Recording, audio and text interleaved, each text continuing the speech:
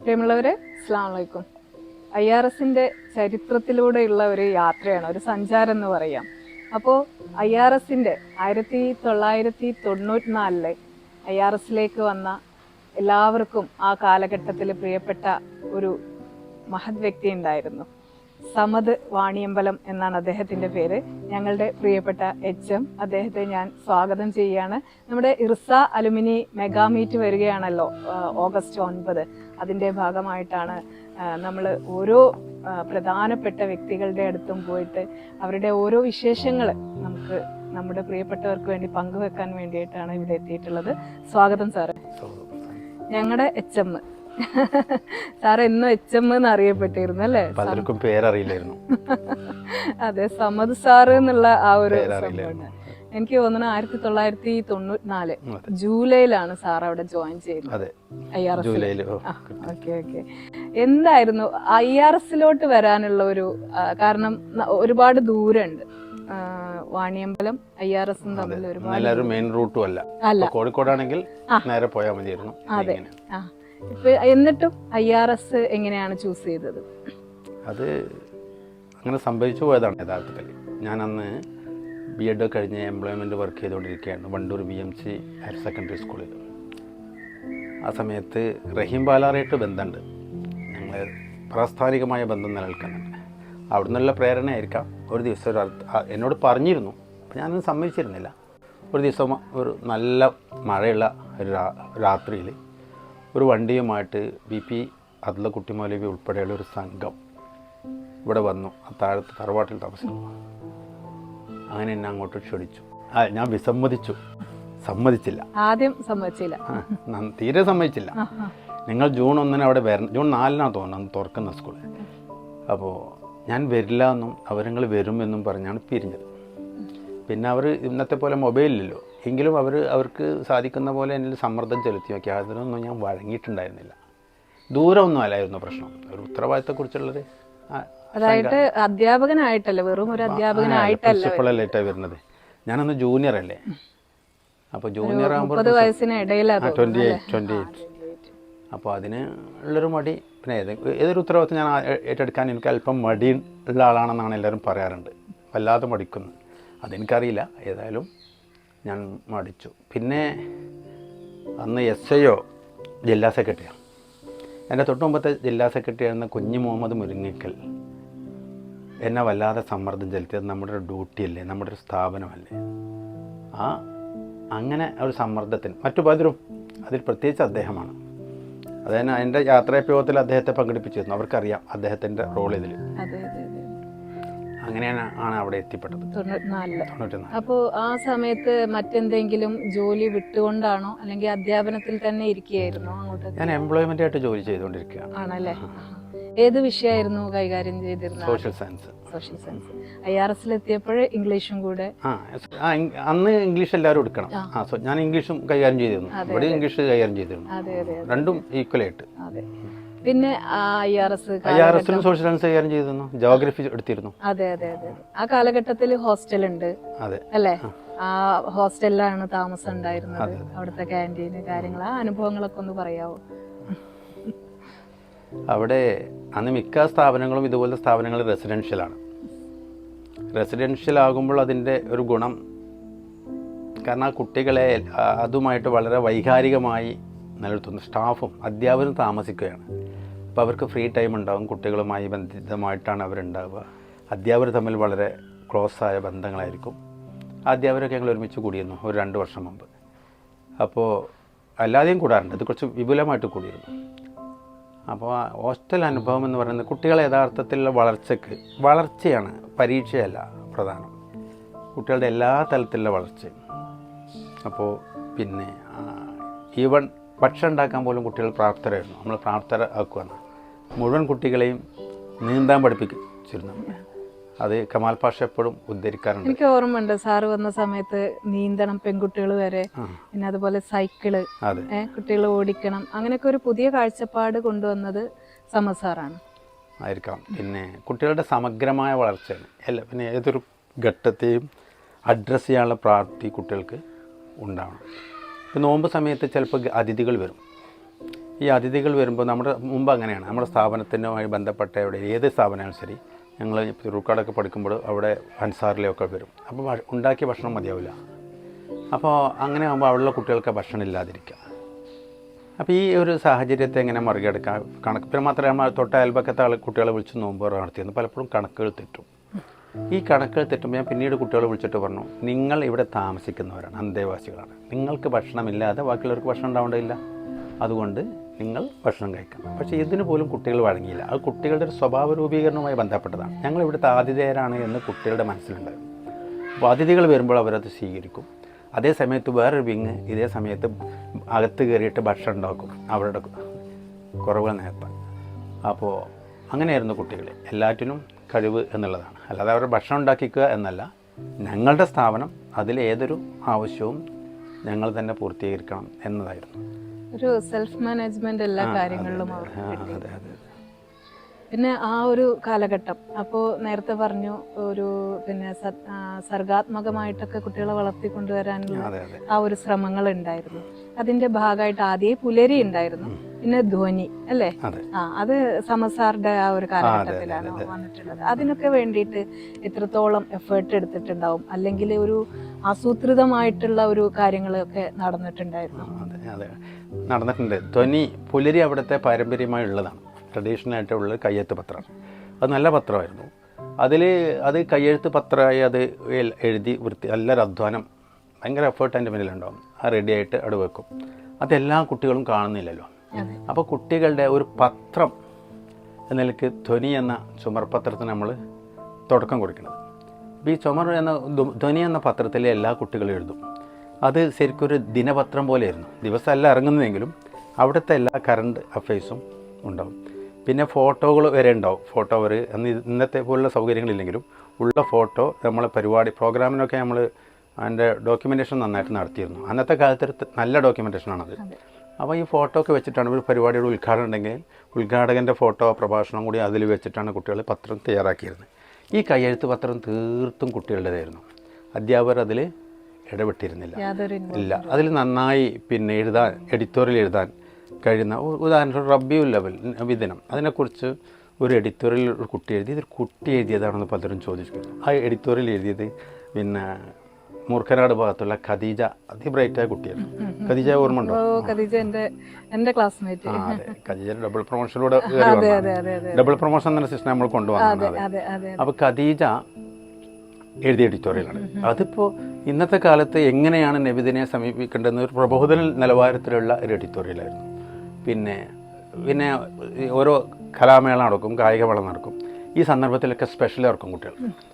സാധാരണ ഇറങ്ങുന്ന ധ്വനിക്ക് പുറമെ ധ്വനിയുടെ സ്പെഷ്യൽ എഡിഷൻ അതൊക്കെ വളരെ കളർഫുള്ളായിട്ട് ഇറക്കും. പിന്നെ സ്ഥാപനം സന്ദർശിക്കാൻ ആര് വന്നാലും അവരുടെ ഫോട്ടോയും വാർത്തയും ന്യൂസും മാത്രമല്ല, ഈ സന്ദർഭം നോക്കിയിട്ട് അവർ ആദ്യത്തെ ഞാൻ കുട്ടികളോടൊരു ഐഡിയ പറഞ്ഞു കൊടുത്തിട്ടുണ്ട്.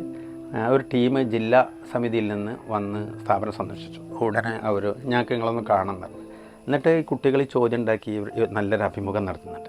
എന്നിട്ട് അതിൻ്റെ ആളുകൾ CH അബ്ദുൽ ഖാദർ സാഹിബ്, അടാട്ടിൽ മുസ്തഫ, ഒരു അത്ഭുതപ്പെട്ടു പോയായിരുന്നു. എല്ലാ കാര്യങ്ങളും അവർ ചോദിച്ചിങ്ങനെ അതൊക്കെ ചെയ്തതിന് ശേഷം അവസാനം ഈ സ്ഥാപനത്തിൽ വന്നിട്ട് നിങ്ങളുടെ അഭിപ്രായം എന്താണെന്ന് ഈ കുട്ടികൾ ചോദിച്ചപ്പോൾ അത് ഒരു ഉയർന്ന തലത്തിലൊരു പത്രപ്രവർത്തകൻ്റെ നിലവാരം പുലർത്തി എന്നവർ പറഞ്ഞിരുന്നു. എന്ന് മാത്രമല്ല, ആ സമയത്ത് മാധ്യമത്തിൻ്റെ പ്രാദേശിക ലേഖനം തൗഫീഖാണ്. നമ്മളെ പ്രാദേശിക വളാഞ്ചേരിയുടെ പ്രാദേശിക ലേഖനം. ആ തൗഫീഖ് നമ്മളെ 9ാം ക്ലാസ് വിദ്യാർത്ഥിയാണ്. ചന്ദ്രികയുടെ പിന്നെ പ്രാദേശിക ലേഖകൻ അൻവർ അലിയാണ്. ഇവരെ അതേ ബാച്ചാണ്. പറയുമ്പോൾ ആ ബാച്ച് അത്ര പഠിക്കുന്ന ടൈപ്പ് ബാച്ചല്ല.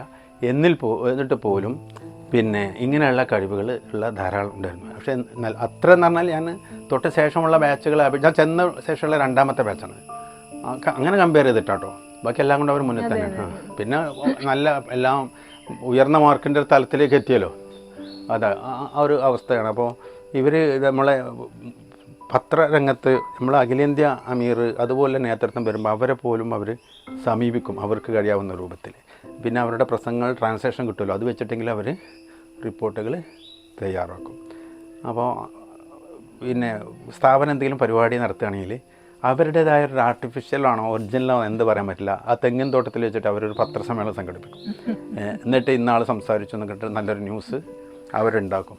അതിനൊക്കെ ഉള്ളൊരു കപ്പാസിറ്റി അവർക്ക് ഉണ്ടായിരുന്നു. അപ്പോൾ അതാണ് ആ എഴുത്തിൻ്റെ രംഗത്ത് ഉണ്ടായിരുന്നത്. അപ്പോൾ പിന്നെ സ്പോർട്സിൻ്റെ സ്പെഷ്യൽ ഉണ്ടാവും, കലാ സ്പെഷ്യൽ, കായിക സ്പെഷ്യൽ, വേറെ എന്തെങ്കിലും പരിപാടി ഉണ്ടെങ്കിൽ അതിനൊക്കെ, പിന്നെ വരുന്ന ആളുകളുമായിട്ടുള്ള അഭിമുഖം, അങ്ങനെ ഒരു ഉയർന്ന നിലവാരത്തിലാണ് ആ പത്രം നിങ്ങൾ നിലനിർത്തിയിരുന്നത്. എനിക്ക് ഒരിക്കൽ MT അബൂബക്കർ മൗലവി, അന്ന് ശാന്തപുരത്തിൻ്റെ പ്രിൻസിപ്പൾ ആണോ അല്ലെങ്കിൽ അദ്ദേഹത്തിൻ്റെ പ്രിൻസിപ്പളായിരുന്നു ഇടയ്ക്ക്, അപ്പോൾ പ്രിൻസിപ്പളാണെന്ന് എനിക്ക് അത്ര അറിയില്ല, അദ്ദേഹം വന്നിട്ട് പറഞ്ഞു, ഞങ്ങൾ ശാന്തപുരത്തുകാർ നടത്തിൻ്റെ മുകളിലാണ് നിങ്ങളുള്ളത് പറഞ്ഞിട്ടുള്ളത്. കാരണം ഈ രംഗം മുഴുവൻ കൈകാര്യം ചെയ്യുന്നു എന്നുള്ളതാണ്. ആ കുട്ടികളൊക്കെ നല്ല തലത്തിൽ എത്തുകയും ചെയ്തു. സാറേ, എൻ്റെ ഒരു ഓർമ്മയിലേ, അതായത് ആ കാലത്ത് അഭിഷക്തനായ പിശാചിൽ നിന്ന് അഭയത്തിനായി കേഴുന്നിതാ, സാർക്ക് നന്നായിട്ട് ഓർമ്മ ഉണ്ടല്ലേ? അത് ആരായിരുന്നു അത് എഴുതിയിട്ടുണ്ടായിരുന്നത്? അത് ഇബ്രാഹിം മാഷ്, തുവ്വൂര്. റേഡിയോ ഗായകനാണ്, റേഡിയോ പിന്നെ എഴുതുന്ന ആളാണ്, അദ്ദേഹം എഴുതിയതാണ്. അത് ശരി, അദ്ദേഹം നമുക്ക് വേണ്ടി മാത്രം എഴുതിയതാണ്. അത് ശരി.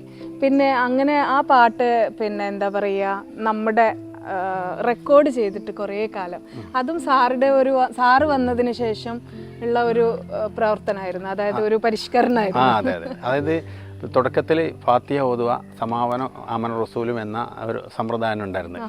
ഇനി ഇപ്പോൾ പറയാനുള്ളത് എന്ന് വെച്ചാൽ, നമ്മൾ ഇപ്പോൾ ഒരു കൂട്ടായിട്ടുള്ള ഒരു പ്രവർത്തനം അന്ന് അവിടെ ഉണ്ടായിട്ടുണ്ടായിരുന്നു, അധ്യാപകരുടെ ഒരു കൂട്ടായ്മ. അത് വളരെ നിങ്ങളുടെ ഉള്ളിൽ തന്നെ ആ ഒരു സംഘടിത ബോധം അല്ലെങ്കിൽ അത്തരത്തിലായിരുന്നു അതിൻ്റെ ഒരു പ്രവർത്തനം നടന്നിരുന്നത്. അതെങ്ങനെയായിരുന്നു ആ ഒരു ടീം വർക്ക്? ടീം വർക്കാണ് പ്രധാനം ഏതൊരു സ്ഥാപനത്തിൻ്റെയും, വിദ്യാഭ്യാസ സ്ഥാപനത്തിനുമൊക്കെ. നമ്മളൊരു അൺഎയ്ഡഡ് സ്ഥാപനം മാത്രമല്ല, നമ്മളൊരു ചാരിറ്റി സ്ഥാപനമാണ്. കുട്ടികൾക്കൊന്നും വലിയ ഫീസ് വാങ്ങിയിട്ടല്ല നമ്മൾ സ്ഥാപനം നടത്തുന്നത്. അതുകൊണ്ട് തന്നെ നമ്മൾ അധ്യാപകർക്ക് ശമ്പളം കൊടുക്കുക, ഉയർന്ന ശമ്പളം കൊടുക്കാൻ കഴിയില്ല. പക്ഷേ അവിടുത്തെ അധ്യാപകർ വളരെ സംതൃപ്തരായിരുന്നു. അത് ഈ അധ്യാപകർ ഒരുമിച്ച് കൂട്ടിക്കൊണ്ടുപോയി അവർക്ക് ഒരു വൈകാരിക ഇമോഷണലായിട്ട് ആ സ്ഥാപനത്തോട് ചേർന്ന് നിൽക്കുന്ന കുട്ടികളും അങ്ങനെ തന്നെയാണ്, അങ്ങനെയായിരുന്നു. ആ ഇമോഷണലായിട്ട് ഒപ്പം നിൽക്കുന്നു എന്നുള്ളതാണ്. ഒന്ന്, അധ്യാപകർ എനിക്ക് എൻ്റെ ഭാഗ്യം എല്ലായിടത്തും കിട്ടിയിട്ടുണ്ട്, നല്ല സ്റ്റാഫിനെ കിട്ടിയിട്ടുണ്ട്. അപ്പോൾ മുമ്പൊക്കെ അധ്യാപകർ ഒരാൾ വരും, കുറച്ച് കഴിയുമ്പോൾ അവർ പോവും, പിന്നെ വരും എന്നതായിരുന്നു കേട്ടിട്ടുണ്ട്. ഇതങ്ങനെയല്ല, അധ്യാപകർക്ക് നല്ല സ്ഥിരത ഉണ്ടായിട്ടുണ്ട്. ഉള്ള അധ്യാപകർ പിന്നെ നല്ല അധ്യാപകരുമായിട്ടും കിട്ടിയിട്ടുണ്ട്. അത് എൻ്റെ കൂടി ഭാഗ്യമാണ്. പിന്നെ അവരും അവരുടെ ഒരു സംതൃപ്തി കൂടിയാണ് അതിന് കാരണം.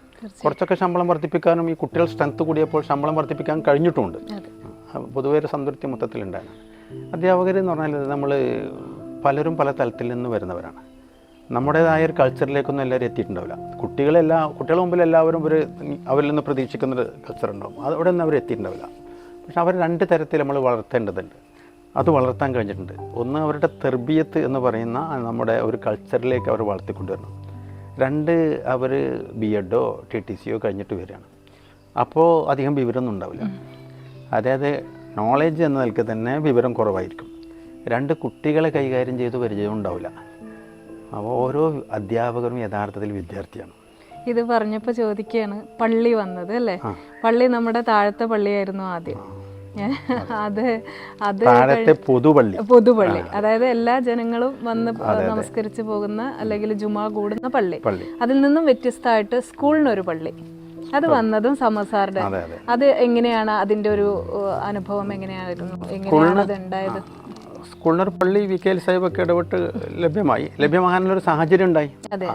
കുട്ടികളുടെ വളർച്ചയ്ക്ക് ഒന്ന് സ്വന്തമായൊരു പള്ളി ഉണ്ടാവേണ്ടതുണ്ട്. മറ്റേത് ഒന്ന് അങ്ങോട്ട് ഇറങ്ങിപ്പോണല്ലോ.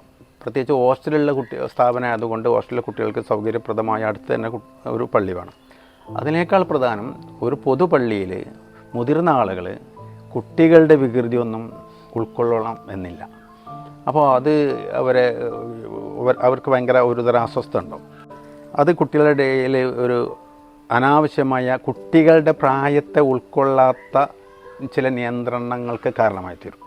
ചിലപ്പോൾ വാർഡൻ തന്നെ കുട്ടികളെ നോക്കുന്ന മെൻറ്റർ ആരാണോ അവർ തന്നെ അത്തരത്തിലുള്ള ഒരു നിയന്ത്രണം കൊണ്ടുവരാൻ നിർബന്ധിതമാകും. അത് കുട്ടികളുടെ വളർച്ചയ്ക്ക് ശരിക്കും തടസ്സമാവുക ചെയ്യാം. അപ്പോൾ നമുക്ക് സ്വതന്ത്രമായി പള്ളിയാകുമ്പോൾ നമ്മൾ മാത്രമുള്ളത് കുട്ടികളെ വേണ്ട രീതിയിൽ വളർത്തിയെടുക്കാൻ കഴിയും. അത് മാത്രമല്ല, പിന്നെ കുട്ടികളിൽ എന്താണെന്ന് പറയുക, കൊച്ചു ക്ലാസ്സുകൾ പള്ളിയിൽ വെച്ച്, പ്രത്യേകിച്ച് നോമ്പിന് ക്ലാസ് തുടങ്ങിയത് എൻ്റെ കാലത്താണ്. മുമ്പ് നമ്മൾ സ്ഥാപനത്തിൽ നോമ്പിന് ക്ലാസ്സുകളില്ല. നോമ്പിന് ക്ലാസ് തുടങ്ങിയാൽ ഒന്നും സംഭവിക്കാൻ പോകുന്നില്ല. നോമ്പിൻ്റെ കൾച്ചർ കൂടി നമുക്ക് പഠിപ്പിക്കാൻ കഴിയുന്നതാണ്. ഒന്നുമില്ല. ബുദ്ധിമുട്ടുണ്ടെങ്കിൽ നമ്മൾ തന്നെയല്ലേ അതിനനുസരിച്ച് ആശ്വാസത്തിൽ അത് കൈകാര്യം ചെയ്യണം എന്നാണ്.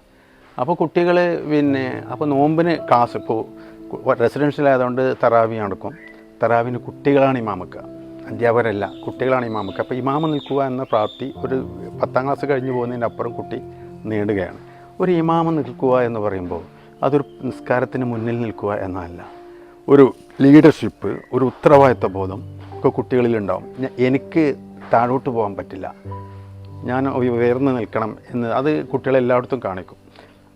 അപ്പോൾ അങ്ങനെയുള്ളൊരു ഇമാമത്ത് നിൽക്കുന്ന ഒരു അവസ്ഥ ഉണ്ടാകും. അതിനനുസരിച്ച് കുട്ടികൾ സ്വയമായി ചിലത് പഠിക്കാൻ നോക്കും. പിന്നെ കൊച്ചു കൊച്ചു ക്ലാസ്സുകൾ തറാവിൻ്റെ ഇടയ്ക്ക് കുട്ടികൾ 4:30 കഴിഞ്ഞാൽ കുട്ടികളെടുക്കും, മാറി മാറി എടുക്കും. അപ്പോൾ അത് കുട്ടികളുടെ ഒരു പ്രാപ്തിയാണല്ലോ, അതുണ്ടാവും. പിന്നെ അതിൻ്റെ പുറമെ കുട്ടികളെ കുത്തുബ പരിശീലനം നടത്തിയത് നമ്മൾ അനസൊക്കെ ഷാക്കിറൊക്കെ ഇപ്പോഴും കുത്തുബ നടത്തും. പിന്നെ അവരൊക്കെ ഖത്തീബന്മാരാകുന്നതിൽ അവരൊക്കെ ഭൗതിക സ്ഥാപനത്തിൽ പഠിച്ചവരാണ്. മെഡിക്കൽ കോളേജിലെ MES മെഡിക്കൽ കോളേജിലെ സ്റ്റാഫാണ് ഷാക്കിർ കുത്തുബ നടത്തും. ഇവർക്കൊക്കെ ഈ കുത്തുബ നടക്കാനുള്ള ധൈര്യം ഉണ്ടാക്കിയെടുത്തത് ഈ സ്ഥാപനത്തിൽ നിന്നാണ്. അതിൻ്റെ ചട്ടക്കൂടുകൾ, എൻ്റെ കുത്തുബയുടെ ഫ്രെയിം വർക്ക് അറിയണം. പിന്നെ കുത്തുബയ്ക്ക് കുറേ ഇതുണ്ടല്ലോ, പരിമിതമായ സമയത്ത് വിഷയങ്ങൾ ഒതുക്കി ഒരു ഫ്രെയിം വർക്ക് കൃത്യമായിട്ട് ഉണ്ടാവണം. പിന്നെ ജനങ്ങളുടെ ഇടയിൽ വസ്ത്രധാരണ പോലും പ്രേക്ഷകർ പ്രതീക്ഷിക്കുന്ന വസ്ത്രധാരണ ആയിരിക്കണം. ഇങ്ങനെ കുറേ സംഗതികളുണ്ടല്ലോ. ജീൻസ് ഇടാൻ ഖത്തീബൻ, പക്ഷേ എല്ലായിടത്തും പോയിടരുത്. ഇപ്പോൾ MES കോളേജിലാണ് കുത്തുപാടുന്നതെങ്കിൽ ഖത്തീബ് ജീൻസ് ഇട്ടാൽ കുഴപ്പമില്ല, ഒരു ഉദാഹരണം പറഞ്ഞോളൂ. അപ്പോൾ ആ രീതിയിൽ കുട്ടികളെ പക്വത വരുത്തുക എന്നുള്ളതാണ്. അപ്പോൾ അതൊക്കെ അതിലൂടെ സാധ്യമാക്കിയ പള്ളിയിലൂടെ. ഇപ്പോൾ സംസാരത്തിൻ്റെ ഇടയിലേ സമസാർ പറഞ്ഞു സ്ഥിരത, അതായത് അധ്യാപകരുടെ ഒരു സ്ഥിരത പറഞ്ഞില്ലേ. അപ്പോൾ എനിക്ക് തോന്നുന്നു 94 മുതൽ 99 വരെ സാർ അവിടെ ഉണ്ടായിട്ടുണ്ട്. അപ്പോൾ ശരിക്കും പറഞ്ഞ ഒരു 5 വർഷക്കാലം, ഏകദേശം 6 വർഷത്തോളമുള്ള ഒരു പ്രാക്ടീസ് അവിടെ സാർക്ക് ഉണ്ടായിട്ടുണ്ട്. അപ്പോൾ കുട്ടികൾക്കും തന്നെ ആ ഒരു ലെവലിലായിരിക്കും അധ്യാപകരോടുള്ള അടുപ്പം ഉണ്ടാവുക. മറ്റേതിങ്ങനെ മാറി പോകുന്നതിൻ്റെ ഒരു ബുദ്ധിമുട്ടുണ്ടാവുമല്ലോ. അതൊക്കെ പറഞ്ഞു വരുമ്പോൾ നമുക്ക് എന്താ പറയുക, ഫെയിൽഡ് ബാച്ച് സാറിൻ്റെ കാലഘട്ടത്തിലാണ്, സാറാണ് അത് തുടങ്ങിയത്. ഫീൽഡ് ബാച്ച് ഏകദേശം എനിക്ക് തോന്നുന്നു 96 മുതലൊക്കെ ആയിരിക്കാം ഫീൽഡ് ബാച്ച് തുടങ്ങിയിട്ടുണ്ടാവുക. അത് തുടങ്ങാനുള്ളൊരു കാരണം എന്തായിരുന്നു? അതൊരു വലിയ കാൽവെപ്പായിരുന്നു. ആ കാലത്ത് വെച്ചിട്ട് പിന്നെ പ്രസൻറ്റിൽ നിന്ന് പാസ്റ്റിനെ വായിക്കരുത്, പാസ്റ്റിൻ്റെ ടൈമിൽ നിന്നുകൊണ്ട് തന്നെയാണ് പാസ്റ്റിനെ വായിക്കേണ്ടത്. ആ കാലഘട്ടത്തിൽ ഒരു ഫീൽഡ് ബാച്ച് പറഞ്ഞാൽ വളരെ സുപ്രധാനമാണ്.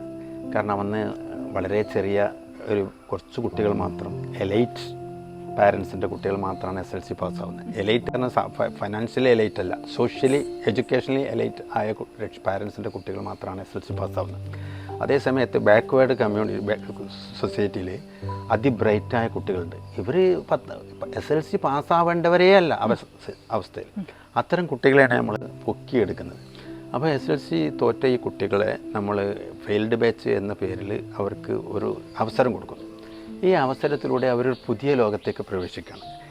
എനിക്കും SLC പാസ്സാകാൻ കഴിയും എന്ന ഒരു മനോഭാവത്തിലേക്ക് ആദ്യം അവർ നമ്മൾ മോട്ടിവേറ്റ് ചെയ്ത് കൊണ്ടുവരുന്നുണ്ട്.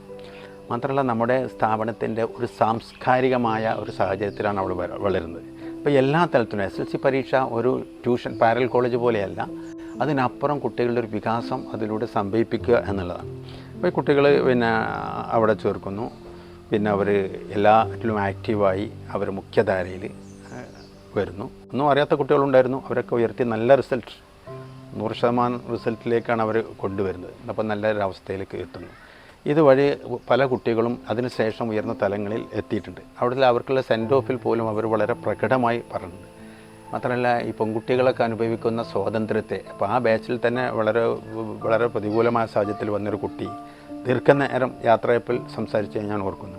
ഇത്തരത്തിലുള്ള സ്ഥാപനങ്ങൾ പെൺകുട്ടികളെയും അക്കനൊക്കെ ഇട്ടുവരുന്ന പെൺകുട്ടികൾക്ക് സ്വാതന്ത്ര്യമില്ല എന്നാണ് ധരിക്കാറ്. പക്ഷേ ഞാൻ പഠിച്ച സ്ഥാപനങ്ങളെക്കാൾ എത്രയാണ് ഇവിടെ പെൺകുട്ടികൾ അനുഭവിക്കുന്ന സ്വാതന്ത്ര്യം. കുട്ടികളെ വളർത്തിക്കൊണ്ടുവരുന്നവർ അവരെ പൊതുസമൂഹത്തിലേക്ക് ഇറക്കാനും പൊതുസമൂഹത്തെ അഡ്രസ്സ് ചെയ്യാനും ഏത് പ്രതികൂലമായ സാഹചര്യത്തിലും അവരുടെ വ്യക്തിത്വം കാത്തു സൂക്ഷിക്കാനുള്ള പ്രാപ്തി ഈ സ്ഥാപനം എങ്ങനെ സൃഷ്ടിക്കുന്നു എന്നത് ഈ കുട്ടി വളരെ വിശദമായിട്ട് തന്നെ ആ മീറ്റിങ്ങിൽ സംസാരിക്കുകയുണ്ടായി. മുമ്പ് SLC തോറ്റ കുട്ടിയാണ്, ആരാലും അവഗണിക്കപ്പെട്ട കുട്ടിയാണ്. പക്ഷെ അത്ര ശൂരതയോടുകൂടിയുള്ള സംഭാഷണം തന്നെ നമ്മുടെ സ്ഥാപനത്തിൻ്റെ ഒരു നല്ല ഇമേജ് ആണ്. നമുക്ക് ഇപ്പോൾ സാറ് കുറേ വർഷങ്ങളവിടെ വർക്ക് ചെയ്തു എന്ന് പറഞ്ഞു. ഈ വർഷങ്ങൾക്കിടക്ക് ഏറ്റവും സന്തോഷിപ്പിക്കുന്നതും അല്ലെങ്കിൽ പ്രയാസപ്പെടുത്തുന്നതുമായിട്ടുള്ള അനുഭവങ്ങൾ ഉണ്ടായിട്ടുണ്ടോ? സന്തോഷിപ്പിക്കുന്ന അനുഭവങ്ങളാണ് ഉള്ളത്. പ്രയാസപ്പെടുത്തുന്ന അനുഭവങ്ങൾ ഉണ്ടായിട്ടില്ല എന്ന് പറയാനാണ് ഞാൻ ഇഷ്ടപ്പെടുന്നത്. അഥവാ പ്രയാസം എന്നുള്ളത് ഇതിൻ്റെ ഒരു ഭാഗമാണല്ലോ. മനുഷ്യൻ എന്ന് പറയുന്നത് തന്നെ കുറച്ച് കുഴപ്പമുണ്ടാക്കുന്ന സൃഷ്ടിയാണ്. മനുഷ്യൻ്റെ ബേസ് ഖുറാനിക് കാഴ്ചപ്പാട് തന്നെ ഇന്നി ജായിലും ഫില്ലറിൽ ഖലീഫ എന്നാണ്. ഞാൻ എൻ്റെ പ്രതിനിധിയെ ഭൂമിയെ സൃഷ്ടിക്കുന്നു എന്ന് പറയുമ്പോൾ തന്നെ പ്രതിനിധി എന്ന് വാക്ക് കേൾക്കുമ്പോൾ തന്നെ മാലാഖമാർക്ക് അതറിയാം ഇവൻ കുഴപ്പക്കാരാണ്. അതുകൊണ്ടാണ് അവർ ബേജാറാവുന്നത്. ആ തജ്വലു ഫിയ മയ്യഫ്സിദു ഫിയ വയസ്പിക്കു ദിമാ, നീ അതിൽ രക്തം ചിന്തുന്നവരെ കുഴപ്പമുണ്ടാക്കുന്നവരെ സൃഷ്ടിക്കുകയാണോ എന്ന് പറഞ്ഞു.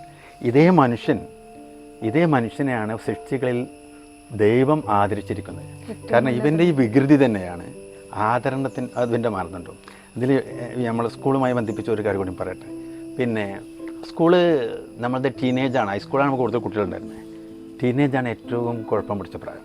ഒരു എൽ പി സ്കൂളിൻ്റെ വേറെ പ്രയാസങ്ങളുണ്ട്. എൽ പി സ്കൂളിൽ അധ്യാപനം ധാരാളം പ്രയാസമുണ്ട്, കുട്ടികളെ ഓരോ കാര്യങ്ങളും ശ്രദ്ധിക്കണം. പിന്നെ യു പി ആണ് താരമേന ആശ്വാസം, മിഡിൽ സ്കൂൾ. ഹൈസ്കൂൾ എന്ന് വെച്ചാൽ അവരുടെ ശരീരപ്രകൃതിയിൽ ധാരാളം മാറ്റങ്ങൾ വരുന്നു. പക്ഷേ ശരീരപ്രകൃതിയിൽ നമ്മൾ പ്രകടമായി കാണുന്ന മാറ്റത്തേക്കാൾ അവരുടെ മാനസിക അവസ്ഥയിൽ ഒരു സ്ഫോടനാത്മകമായ ചേഞ്ച് നടക്കുന്നുണ്ട്. ആ ചേഞ്ചുള്ള ഘട്ടത്തിലാണ് നമ്മൾ കുട്ടികളെ ഡീൽ ചെയ്യുന്നത്. അപ്പോൾ പലപ്പോഴും പല അധ്യാപകർക്കും അത് ഇതെന്ത് അച്ചടക്കമില്ലാത്ത കുട്ടികളാണ്. അവരുടെ അച്ചടക്കമില്ലായ്മയാണ് അവരുടെ ഏറ്റവും വലിയ മേന്മ. അവരെ സമൂഹത്തിൽ ലീഡ് ചെയ്യുന്നവർ മുഴുവൻ അത് അച്ചടക്കമില്ലായ്മയല്ല, ചോദ്യം ചെയ്യാനുള്ള, ഞാൻ പറഞ്ഞത് ധിക്കാരികളെ സൃഷ്ടിക്കാനാണ് വിദ്യാഭ്യാസം എന്നാണ് പറയാറ്. ഗാന്ധിജി അച്ചടക്കമില്ലാത്ത ആളാണ് ഞാൻ കിടക്കുന്നത്. നിലവിലുള്ള മുഹമ്മദ് നബി ആയാലും ശരി, എല്ലാ പ്രവാചകന്മാരായാലും ശരി, ഗാന്ധിജി ആയാലും ശരി, ഇതുപോലത്തെ ലോക ചരിത്രത്തിൽ വിപ്ലവം സൃഷ്ടിച്ചവർ വരെ ഒക്കെ നിലവിലുള്ള സൊസൈറ്റിയുടെ മുമ്പിൽ, ഒരു എക്സിസ്റ്റിംഗ് സൊസൈറ്റിയുടെ മുമ്പിൽ ധിക്കാരികളാണ്, അഹങ്കാരികളാണ്. പക്ഷേ അപ്പോൾ ധിക്കാരികൾ എന്ന് ഞാൻ പറഞ്ഞത് അർത്ഥത്തിൽ മനസ്സിലാക്കേണ്ടതുണ്ട്. ഒരു അച്ചടക്കമുള്ള ധിക്കാരം, അതിനെ സൃഷ്ടിക്കലാണ് വിദ്യാഭ്യാസം. ചിലപ്പോൾ എന്നെ വിദ്യാർത്ഥി ചോദ്യം ചെയ്തിട്ടുണ്ടാവും, അതൊക്കെ നമുക്ക് അനുഭവം ഉണ്ടാവും. പക്ഷെ ആ ചോദ്യം ചെയ്തത് തന്നെയാണ് അവൻ്റെ ഗുണം. ചിലപ്പോൾ ഞാൻ എൻ്റെ കുട്ടി മനസ്സിലാക്കി കൊടുത്ത് പറ്റിയ ഫാൾട്ടായിരിക്കും, നമുക്ക് ക്ഷമിക്കാം, അത് നമുക്ക് പിന്നീട് തിരുത്തി കൊടുക്കാം. പക്ഷെ കുട്ടി ചോദ്യം ചെയ്യുന്നു എന്നാണല്ലോ.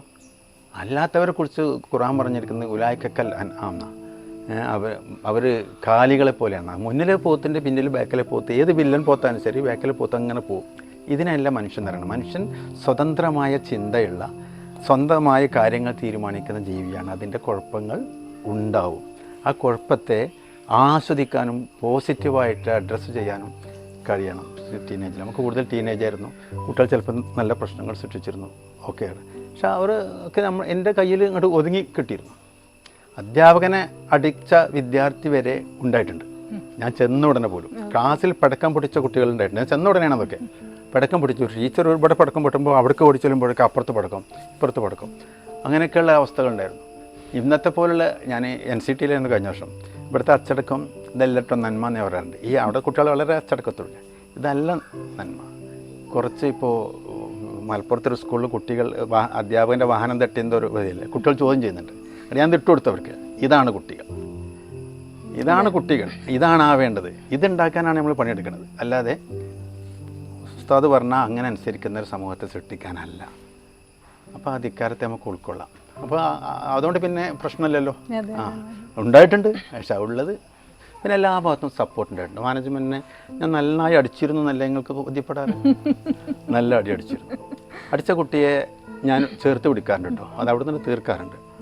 അപ്പോൾ ഞാൻ പിന്നെ പിരിയുമ്പോൾ നിങ്ങൾ ഓർമ്മയിലുണ്ടോ അറിയില്ല, ഞാൻ പറഞ്ഞു ഇത്ര അധികം അടി കുട്ടികളെ ശിക്ഷിച്ചിട്ട് പിന്നെ അത് മാനേജ്മെൻറ്റിന് ഒരു പരാതിയൊക്കെ വരാവുന്നതാണല്ലോ. പക്ഷേ മാനേജ്മെൻറ്റ് അതിലൊക്കെ സ്വാതന്ത്ര്യം നൽകിയിട്ടുണ്ട്, എന്തോ ഒരു വിശ്വാസത്തെ പേരിൽ. പിന്നെ എനിക്കൊരു സപ്പോർട്ടുണ്ട്.